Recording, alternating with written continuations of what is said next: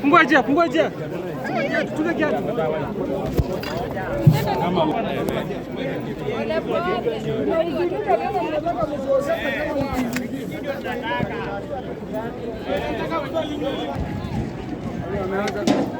Piga wote.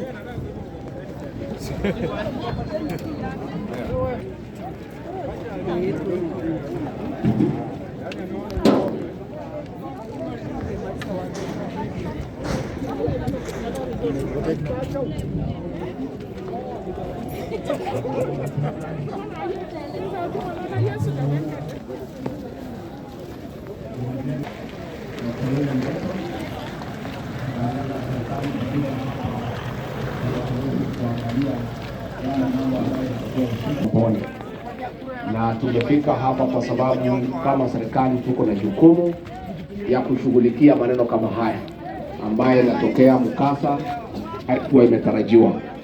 Na tangu hii mkasa ifanyike, maafisa wetu wa usalama walifika hapa alfajiri na wamefanya kazi mingi sana ya kuhakikisha ya kwamba ile eneo limelindwa na watu wamechungwa. Again, watu wetu kutoka Ministry ya Health, watu ya County Government, watu ya United Nations wamefika hapa na kufanya kazi mingi sana ya kuokoa maisha, kupeleka watu hospitali na kushughulikia hawa. Na kwa niaba ya rais wetu na serikali yetu, ningetaka kusema asante sana, pongezi kwa wale medical officers, wale volunteers, wale watu ya Red Cross, wale watu ya United Nations, our police officers and all those ambaye wameshughulikia kuhakikisha ya kwamba watu wameshughulikiwa na hatujapoteza maisha vile ingekuwa. Na kwa hivyo ningetaka kusema tumepanga vizuri. Hao maafisa wetu wa polisi wataendelea kukaa hapa, wale ambaye wanatoa huduma za dharura wataendelea kukaa hapa, tukiendelea kusaidia wale ambaye wameathirika. Na ningetaka kutangaza ya kwamba tumekubaliana na Deputy Governor na ma-PSs wetu wote wako hapa. Ma-PS wetu wa Public Health na yule wa Medical Services, tuko na PS wa Special Program, tuko na Regional Commissioner wetu. Tumekubaliana ya kwamba in the next 1 hour waketi chini tujue ile usaidizi ambaye unatakikana kwa vyakula na zile vifaa zingine ambazo ni za kusaidia. Mambo ya blanketi, mambo ya mattress, mambo ya vile hao watu watalala. Serikali yetu itashughulikia. Tumekubaliana.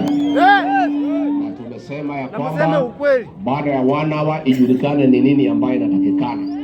Serikali yetu kutoka special program tutatoa vyakula and non-food items, na tutauliza watu ya United Nations watusaidie, watu ya Red Cross watusaidie, hata wananchi binafsi, wale watu wa heri jema, wale ambaye wangetaka wako nia jema wangetaka kusaidia.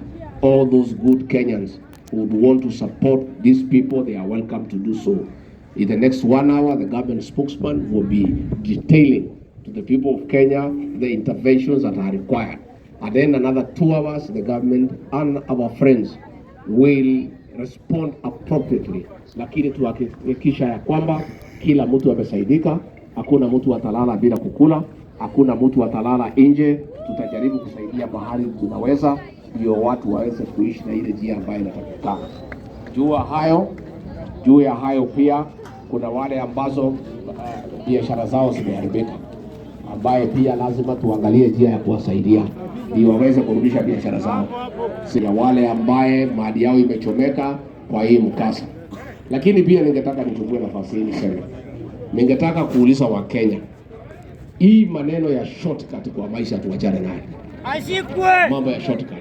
Ndio. Kwa sababu hii magarage gari inakuja hapo kunyonywa mafuta, kunyonywa gas, alafu accident inatokea, watu ndio wamekufa, wengine wamejeruhiwa, watu wengine mali yao imechomeka. Na tunataka kujua, tunataka polisi wetu by the end of the day wakuwe wametuambia wamechukua hatua gani.